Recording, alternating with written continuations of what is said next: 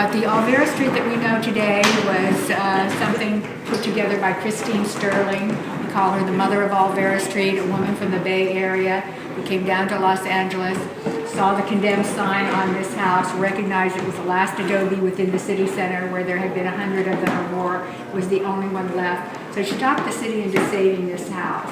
And it was given to the city by the family. The family had owned the house for more than 100 years, but had not lived in it for generations. And at the time, this was condemned, and right before that, it was a boarding house in very bad shape. And the street was more or less a gasoline alley, had car repair shops, motor shops, things like that. So very different from what it is now. It's been turned into the Mexican marketplace as restaurants and shops. This is the oldest house standing in the city of LA. It's not the first house built in Los Angeles, just the oldest house left in Los Angeles, the oldest one standing. So how did you come to Olvera Street? Well, we've been coming here for years, and we moved to Joshua Tree, so I've been dying to come back, so we finally did.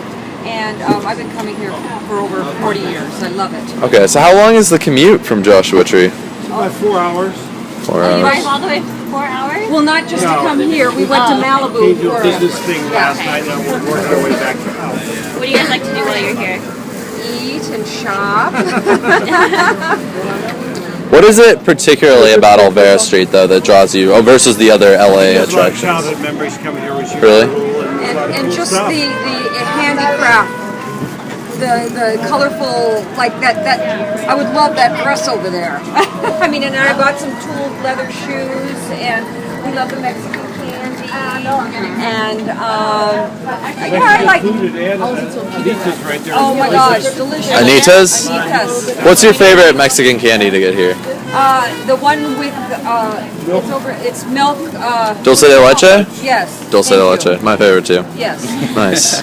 So have you guys been to Mexico, like, proper, or? Yes. Okay. What parts of Mexico have you been? Puerto Vallarta, Puerto Tijuana. Vallarta. Okay. Is that about it? Where'd you go when you were a kid? Where'd you guys used to go? Tijuana, Ensenada. It's not. So do you think Olvera Street is an accurate representation of Mexican culture? I think Traditional Mexican it's culture, traditional, and I think it's it's an accurate portrayal of how LA was back in the 1800s. Okay. Interesting. Bien mexicano, Y diferentes la calabaza, calabaza. el dulce de leche, dulce de coco, el tamarito.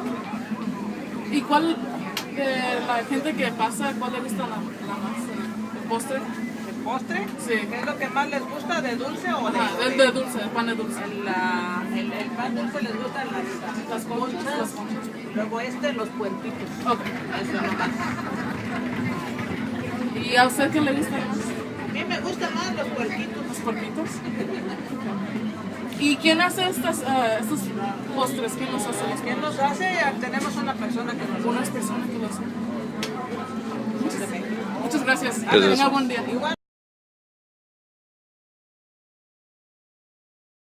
Bueno, aquí tenemos un turista auténtico de Olvera Street. Buenas tardes. ¿Qué es eso que estás comiendo? I got a tamale. It's a beef tamale. ¿Le gusta la tamale? ¿Es muy caliente? Yeah. Yeah. I know, yeah. ¿Cuáles sabores tiene en la tamale? Está picante. ¿Está picante? Bueno. Sabe como queso. ¿Queso? Bueno. ¿Piensas que es más bueno que los otros tamales que tú has comido en tu vida? No. ¿No? ¿Cuál es tu tamale más favorito que tú has comido? El tamal más preferido que he comido. Sí. Sí, el más preferido. De mi familia. ¿De tu familia? Bueno. ¿Y cuál tamale es? Es De puerco. de puerco. Ah, bueno, okay. What did you get? I got a burrito. Burrito. What's in it? Chili Colorado, Colorado. and beef. So is this your, everyday thing you could get at Taco Bell, or is it just? I don't think so. I think it's I more don't think so. authentic. It's a little bit more Prepared in a authentic. different style. Do you think Olvera Street is an accurate representation of Mexican culture? Probably not, no. So why not? Why would you?